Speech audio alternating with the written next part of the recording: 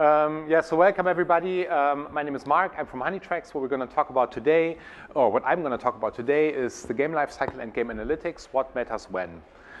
First, just a very quick introduction. So Honeytracks, we're a game analytics company based here in Germany. So what we do is we track, we visualize, and we analyze data. And what we drive everything towards is actionable insight. You're going to hear about that in the presentation. So what we do is deep analytical capabilities. What we have, you can filter and do cohort analysis in a very easy way. We do it for all types of games. We do it real-time / near real-time for some more complicated metrics. You can do a lot of custom stuff, which I agree with Chris Wright, who was a prior speaker. That's really key to deriving actionable insight. Easy to use graphical interface, so you don't want only database people, SQL, techie people to be able to work with the data. You want everybody in your company to be able to work it. And then that's the last point, make it available to everybody. If you want to build a metrics-driven organization, that's important. Don't just keep it in the tech or business intelligence department. Now, when I met the people who organized the conference, we talked about the so many talks that have been there in the games world about what are the most important key metrics. I've seen a bunch of presentations that say there is 5, there is 7, or 11. Yeah? So that seems like a never-ending quest, and I actually think it's indeed a never-ending quest, because there is no such thing as the 5 universal key metrics. For one, every game is different. Even if you produce clones or games on the same platform, they are going to be different. And secondly, games have a life cycle. Like any other product in the world, there is a life cycle to games. A typical life cycle for technology products looks like this, and this is something I took from Geoffrey Moore, who's a very well-known consultant in this field. So typically, in the first phase, in the blue bar, you have the innovators, then you have the early adopters, then it moves to mass market, and then at some point, any product, and the same goes for games, declines. So in the first phase, you have growth, and all what you're concerned about is growth. And then later on, with maturity, you worry more about how do I maximize the revenue out of the customers that I have. Now, that has an implication on games and games analytics. Now, here's a question for you then. So, at the outstart of the game, yeah, so you are developing your game. Would you rather have double the virality for your game, or would you rather have half the churn rate? So let's take a quick poll. Who is for, I want my game to have double the virality? So we have some people. Who says, I want to have half the churn rate? That's more people. Yeah. So by the wisdom of the crowds, that's kind of the answer I would go with here. So what I did here is I plotted 2 curves. Very, very simple. Yeah? So don't pin me down. These are very simplified assumptions I used here. The gray line is the number of users in a game that starts out with 1,000 users. And then we have 2.5 viral invites per user, and then a monthly churn rate of 80%. Yeah? So you see it peaks up and then falls down very, very quickly. Yeah? The orange line is kind of half the churn rate, line. Yeah? And it also has half of the viral invites. So it doesn't quite peak as high, but what you see is that users stay in for much, much longer. Yeah? That's the orange line. So the game, what's the takeaway of that? The game with the better retention has the higher number of average monthly users. Typically, what I would say is no retention, no sustainable growth. Yeah? You can get growth with strong virality and low retention, but that's what people call shark fin growth. And then you also have no hit.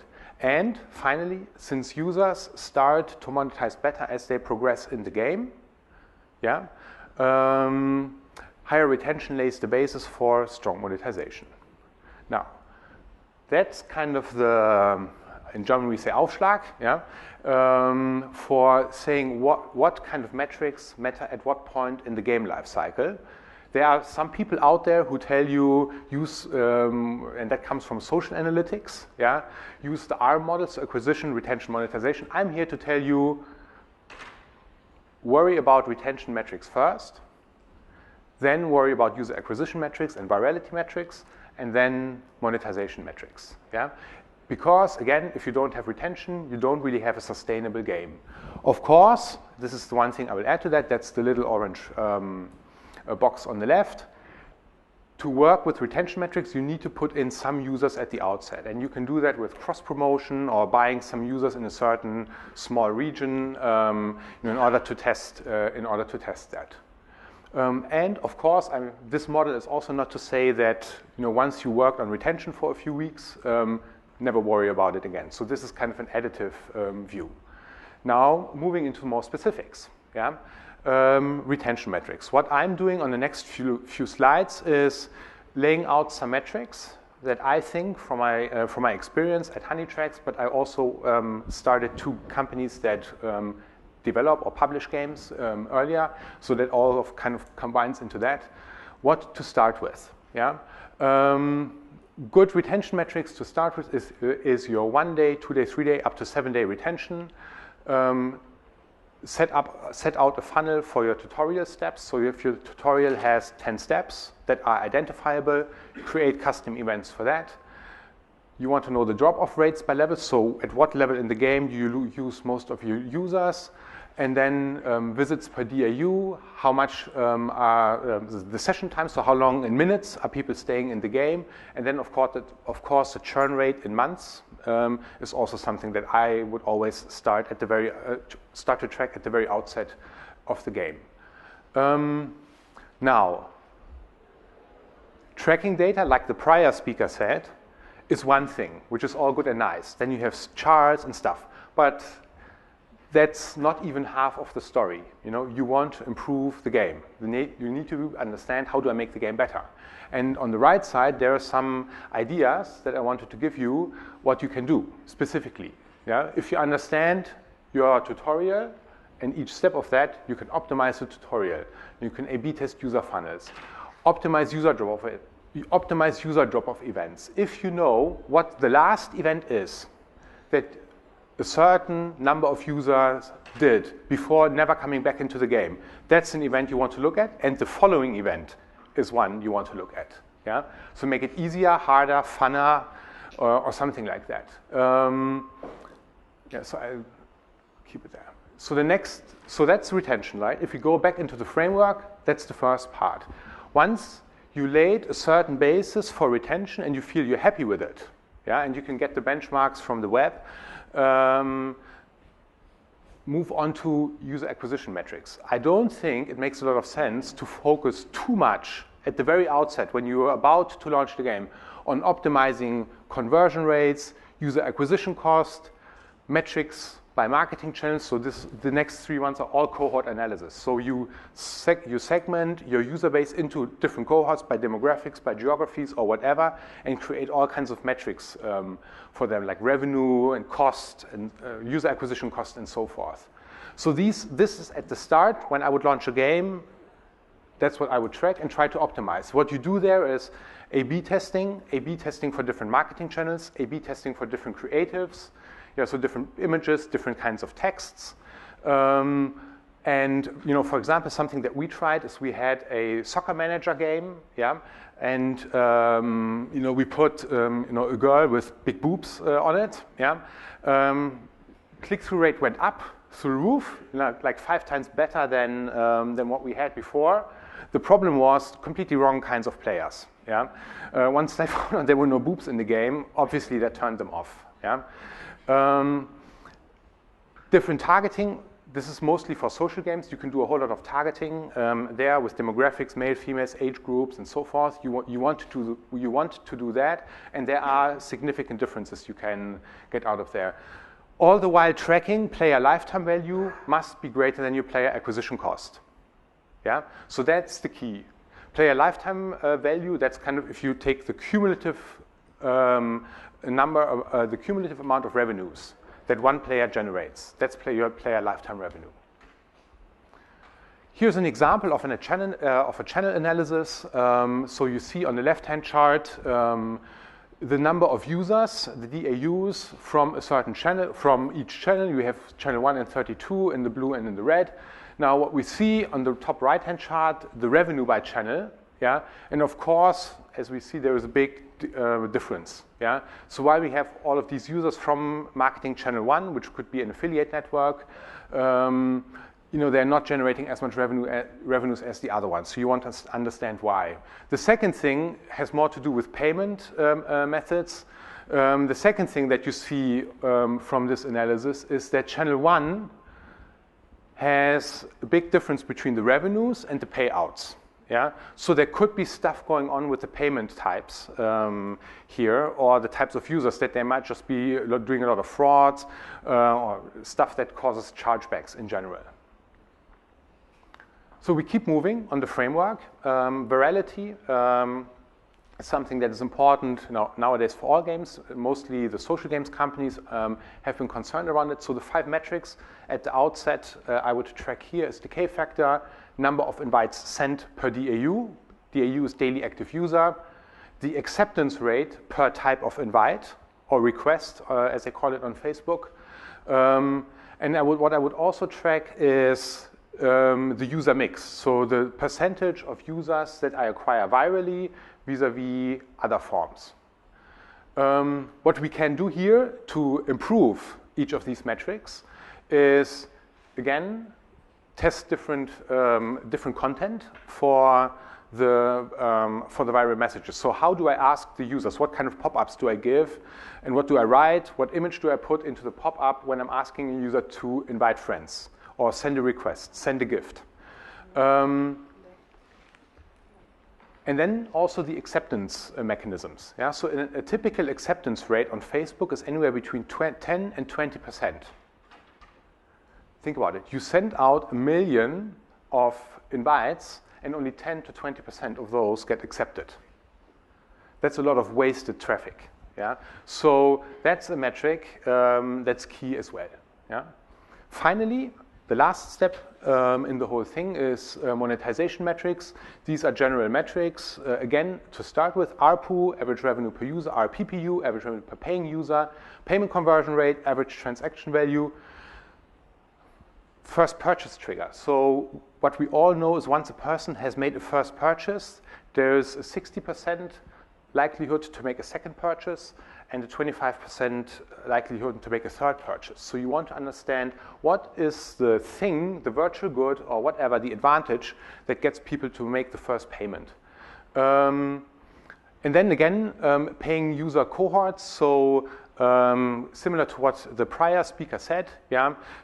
I want to understand what types of users from which channel, from which demography are making what kinds of revenues or what kinds of payments to me. And then a key metric always can't be forgotten, player lifetime value. I talked about that before. Now on the right-hand side, ideas how to improve your monetization metrics.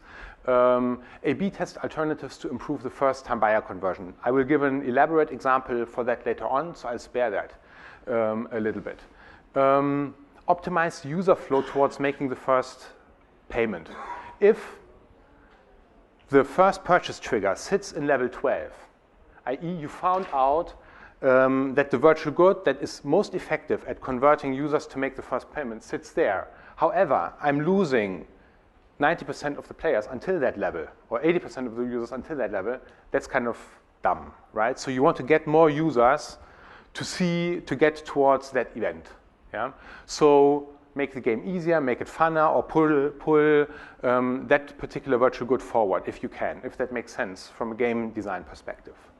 Again, I would still A/B test different virtual goods or try packages. Come to that in a specific example later on. Optimize the payment process. That's something for browser games, and client online games is more relevant than for social games. But optimize the shop. There's huge potential there. And A/B test different pricing. Yeah, make something less expensive, more expensive. I know some companies in Hamburg who played around with that to understand the elasticity of demand. That's kind of what that is. And there's huge benefits to be gained from that. So that's what I would start with. And that's all of what I talked about are standard metrics. Yeah? They give you a feeling for, is my game somehow working well or not? Yeah? However, to derive real insight and actionable insight, to really understand, okay, what do I need to do in my game and to optimize everything, you need custom metrics. And here's a kind of a tree, a logic tree, of a typical question that might pop up in a game. Yeah? And in order to derive this actionable insight, you need to peel the onion. So we might observe a slight decrease in aggregate ARPU in the month of February. The cause for this could be that the ARPU is decreasing or the payment conversion rate is decreasing. Here we find the PPU is constant. However, the payment conversion rate is decreasing. A decreasing payment conversion rate could be that existing users decrease on this metric, or it could be that new users cause the decrease in that metric. And in this case, it's the January cohort, so the users which we acquired in January who decreased that metric for me. Once I've identified that, we have 3 at the bottom. No, I don't know if the point is not a pointer. But here at the bottom, we have 3 reasons which could cause that. It could be that the users acquired in January come from a different marketing channel. We have the super duper ads marketing channel who gives a great number of users, but they cause this. It could be that the mix of users from a geographical perspective has changed, and it could be that the pricing for a virtual good, which was typically the first virtual good in the game, was changed. Yeah? So what you see is that from a number, which I call a standard metric, very high-level metric, to getting to something that is the root cause and something that gives me a real insight in terms of what do I do different in the game or what do I do different in marketing, you need to peel the onion and get down the layers. And in order to be able to do that, you need these custom metrics, the ones which I talked here about. Yeah? Now, I want to round off the talk here with a couple of examples. Yeah? ARPU is a standard metric. Yeah? And I'm sure everybody in this room who runs a game tracks ARPU. Very simple. Take the monthly ARPU is the last 30 days of revenues divided by the active users counted over the last 30 days. That's the chart on the left. What you see, it goes up because it's a new game, and then it peaks around €2. Yeah? Now, what we did on the right-hand chart is we created 2 cohorts. The orange cohort is the one for users that this game acquired in April. And what we see is the orange line goes from 0, which is kind of natural. It works its way up to €4. So the first thing that we see here is that the ARPU for a user is not €2, it's 4. First thing we see. Second thing we see is that it's the green line, and that's the users we acquired 1 month later, in May. We see the green line is above the orange line, which tells me users pay earlier. The second thing I see, because the green line goes higher than the orange line, they pay more. So there's a bunch of things that could have happened here. Yeah? It could have been that we acquired different users, different channels, demography, demographics, and so forth. It could be that something in my game design, in the game mechanic changed. Yeah? And in order to go there, we would do this again. Let's say, okay, what was the root cause? Another example around payment conversion. So payment conversion, we see on the left-hand side a revenue analysis by level. So what we see here is that this game makes most of the revenues between level 20 and 30. We move over to the right-hand side, which is the DAUs by level, and we see at level 20 and 30, very few users still in the game. Very few users. So the obvious question is there something I could do with all these users in the earlier levels? They don't even get to the place where they generate most of the revenues. So we look at the item purchases by level, which is the lower chart. And we see around table N there is a spike. And even before, we do have transaction, right? It's not that we have nothing. Now, next step we do is we look at the virtual goods purchased by level. We have two here. We have food and crafting. Food is the orange bars, and crafting is the green bars. What we see is that at earlier levels, players purchase food much, much, much more than crafting. Whereas towards the later levels, they purchase more crafting. Yeah. Now, how could we improve the game? We could offer food specials to users at the lower levels. That seems to be the virtual good that is useful for people at the lower levels. So don't offer general discounts. Don't send an email or give a pop-up to all of your players. Say you get 25% off of everything to improve your payment conversion in a sustainable way. Give only to the users at the earlier levels a 25% discount. If that worked well, what you could play also around with is try lower the price of food generally. Yeah? So again, big difference. I liken it to, with the shotgun approach, to making very specific actions in the game that help you improve your payment conversion. The last example I want to give you is around whales.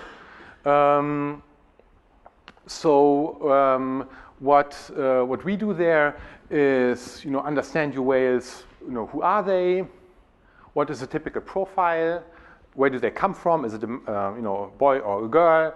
And stuff. That's very important feedback that you can that you can use for your marketing people, because those are the people you want to target. What payments do they use? And then finally, what you see here is the behavior of the whales. Each color there is a feature usage in the game. Yeah?